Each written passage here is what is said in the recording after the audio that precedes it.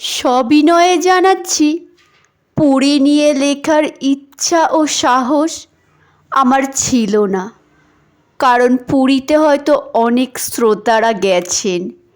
এছাড়া পুরী নিয়ে গল্প, উপন্যাস, ভ্রমণ কাহিনী ইত্যাদিও হয়তো অনেকেই পড়েছেন।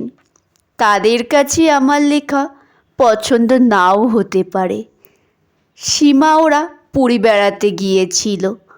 ফিরে এসে সীমা আমাকে এক অদ্ভুত অভিজ্ঞতার কথা শোনালো, যা আমার মনকে বেশ নাড়া দিয়েছে। তাই সেই অদ্ভুত অভিজ্ঞতা আপনাদের কাছে পৌঁছে দিতে আন্তরিক চেষ্টা করছি। সহৃদয় শ্রোতাদের মনে লেখাটি সামান্যতম জায়গা পেলেও ভাবব আমার চেষ্টা বিফলে যায়নি। সীমার মুখ থেকে যেভাবে শুনেছি তাই একটু সাজিয়ে গুছিয়ে শেয়ার